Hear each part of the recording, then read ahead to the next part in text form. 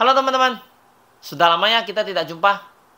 Pasti teman-teman di sana sudah sangat kangen sama saya, ya kan? Ya kan? Ya kan? Nah, teman-teman, pasti teman-teman heran, kenapa saya sudah lama tidak buat konten ataupun story di media sosial. Ada, tapi sangat sedikit. Nggak seperti biasanya. Mungkin teman-teman di luar sana merasa saya sudah stop menjadi agen asuransi. Ataupun sudah kehabisan inspirasi. Dan ataupun mungkin sedang tidak ada paket internet. Teman-teman semuanya nggak salah. Dan sebenarnya pun teman-teman semuanya nggak ada benarnya. Tapi yang paling penting, itu semua adalah hak teman-teman. Karena teman-teman lah yang merasa.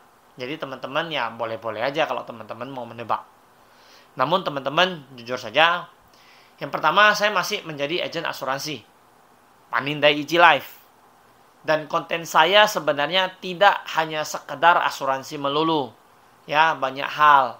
Salah satunya motivasi, olahraga, dan sedikit joke. Joke yang bermanfaat. Nah, yang kedua, saya selalu kebanjiran inspirasi yang sering saya tuangkan di notepad handphone saya. Ada sekitar 100-an yang belum saya ungkapkan di media sosial. Ya, ditunggu saja. Dan yang ketiga, saya selalu punya sisa kuota 1-4 GB per bulannya. Dan terkadang saya sengaja download film-film seperti film bioskop. Ya, film-film pendek ataupun kata-kata motivasi yang dari YouTube. Nah, sampai di sini teman-teman pasti bingung. Terus masalahnya apa? Kenapa kok menghilang dari media sosial? Nah, sebenarnya teman-teman, alasan saya kenapa tidak buat konten ataupun minim membuat status di media sosial karena dua hal. Dengarkan baik-baik ya teman-teman. Hal yang pertama, saya tersadar banyak orang-orang yang sudah terkontrol oleh gadget. Menghabiskan waktunya hanya untuk gadget, ya, tanpa peduli dengan sekitar. Ya, salah satunya kerjaannya ditinggal, obrolan kawan dianggap kepo, ataupun dianggap kosong, jadi acuh tak acuh. Ya, nggak penting kali itu. Oke? Dan kebanyakan isi di media sosial itu ya kebanyakan lifestyle, pamer-pamer sesuatu, mempromosikan sesuatu, share momen, dan lain sebagainya. Oke? Dan bahkan kita tegur mereka pun, mereka bilangnya kita terlalu kepo. Oke, terlalu banyak mencampuri urusannya dia. Padahal dia nggak sadar. Ada kerjaan yang menumpuk karena dia memain gadget. Nah, memang apapun yang mereka lakukan di media sosial itu tidak semuanya salah. Tapi ada sebagian yang menurut saya itu tidak benar. Oke. Nah, sebenarnya apakah media sosial memang difungsikan hanya untuk begituan? Apakah memang begini cara hidup kita yang sebenarnya? Dan apakah dikit-dikit kita harus tunjukkan kepada dunia? Kalau memang betul-betul sedikit-sedikit kita harus tunjukkan kepada dunia, semuanya teman-teman pasti pernah beol. Kenapa tidak kita share? Salah. Terus apa bedanya kalau kita nge-share aib orang lain di media sosial ataupun caci maki orang lain di media sosial? Apakah itu tindakan yang benar, teman-teman rasa? Tentu tidak kan?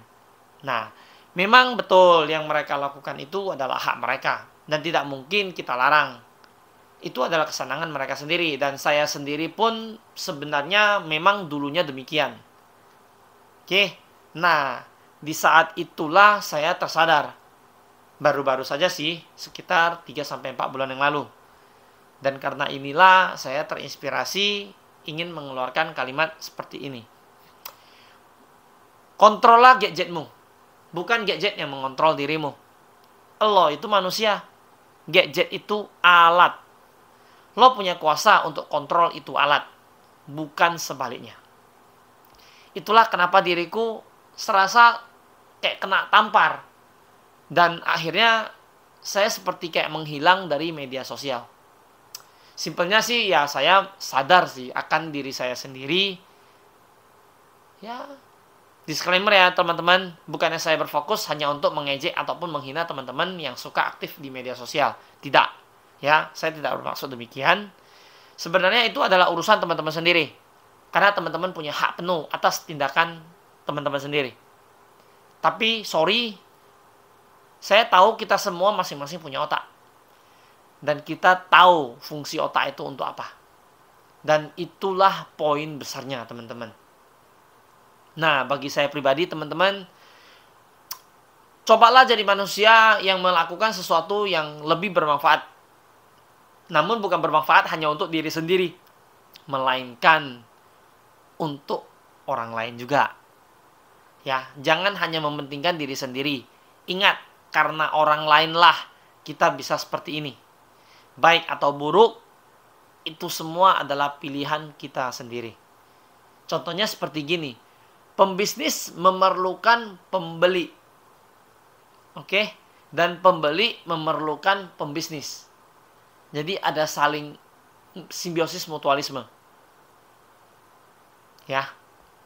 Nah, teman-teman, itulah alasan pertama saya kenapa jarang aktif di media sosial.